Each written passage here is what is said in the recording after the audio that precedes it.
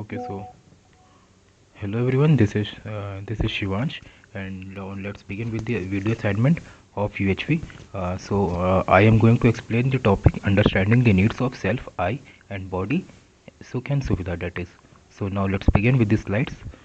Human being coexistence of self and body. Human being is the coexistence of two entirely distinct entities: sentiment, non-material I, and the material body. It means that the human being is the working of human being is based on the two elements, which is one is non-materialistic, which is I, and other is the materialistic one, which is called as body. So both the needs of the body and I are different, and they have to work in synergy for the flow of information. So they both have to work accordingly in synergy with each other in order to perform the flow of information or the working of the entire body. All the needs of I can be called as happiness, while the needs of body or physical activities, physical facilities like food, clothing, shelter. So the needs of I can be defined as happiness, or the feelings like respect, trust give happiness.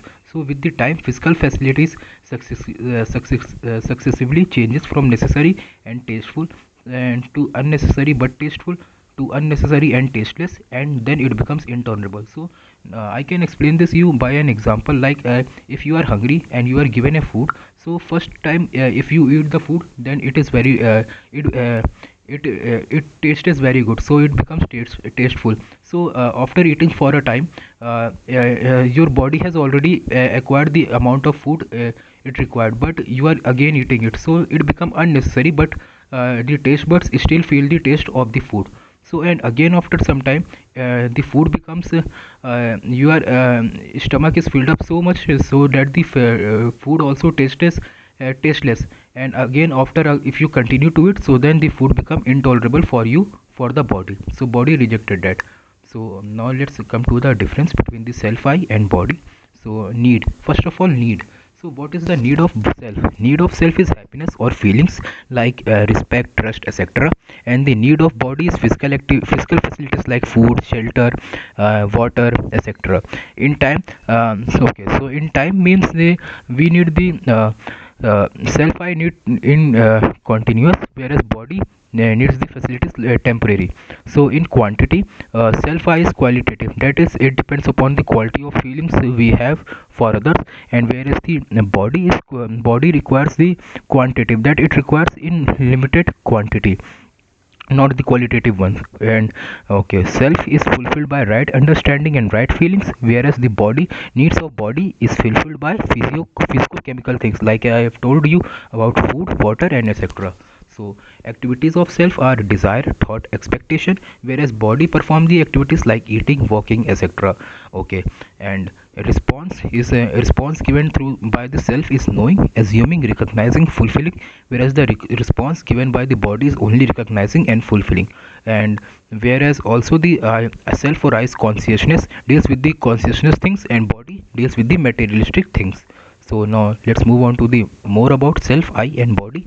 Happiness is ensured by having both right understanding and right feelings, while physical facilities ensured by appropriate physical chemical things. One cannot ensure the other. So it shows that s- uh, both the needs of self I and body are required for the proper functioning of the human being. So one cannot replace another. The need of I is continuous, while the need of body is for a limited time, never continuous. Even air is required by the body intermittently. Feeling and its expression are two different things. We want the continuity of of any natural acceptable feeling, but not the continuity of its expression. So the needs of I are qualitative, while the needs of body are quantitative. So that means that and limited. So that means that one does not need 5 kilogram of trust or 2 meters of respect. That means that we need trust and respect in terms of feelings, that how we trust each other or how we respect each other. It does not means that they are not measured quantitatively wise. They are measured qualitative wise. The needs of I.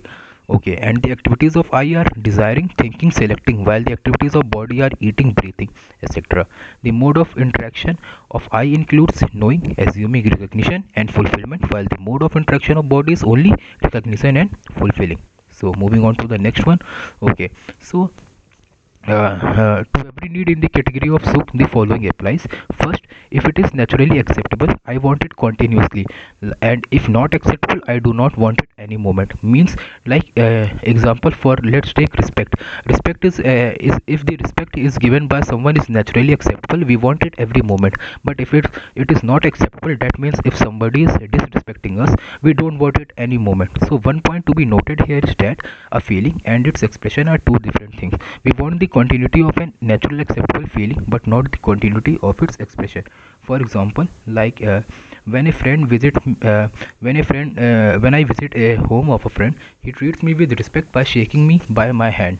So, but what if he does not let go of my hand after some time? So it becomes awkward. So shaking hand is only an expression of respect and not respect in itself. Okay, so you got it. So now let's move to the next slide. Okay. So Sukh is ensured by right understanding and right feelings, while Suvidha is ensured by appropriate physico-chemical things. So let for an example, imagine if you are sitting in an air-conditioned room on a big sofa with a friend to whom you have the feeling of opposition. How do you feel? Happy or unhappy? Yeah, you surely get the answer. You will feel unhappy because, however, you are sitting in an air-conditioned room, but the feeling that you are with a but you are sitting with a friend who have the different feeling or feeling of opposition. So here you have Subdha, but the Sukh is not ensured. So or imagine that you are seated alone in air conditioned room but tense or depressed. How do you feel? So we will feel here unhappy. Again, we got the Subdha of AC, uh, but the right understanding of being feeling good or feeling happy is not ensured. So here we again say that the Sukh is not ensured. So now moving on to another example. So human being needs both Sukh and Suvidha. One cannot replace one another. For example, if I visit any friend's house and he treats me well but does not offer me food, so here I am ensured with the Sukh, that is, he treats me with the most respect but doesn't offer me food. So there is another friend who treats me with most utmost warmth but does not even ask me for water. So how do I feel in this situation? A common mistake is that we mix the two sets, Sukh and Suvidha. While working for Suvidha, we assume that ensure Sukh, while we need to work for Sukh and Suvidha both, and the programs for the two are qualitative different. One cannot ensure the other. Means that both Sukh and Suvidha are different. They both are needed by the body, and or we can say they both are needed by the eye also. So we need to find out whether where we are investing most of our time, working for physical facilities or working for right understanding and right feeling. Okay, the choice is always yours. So thank you.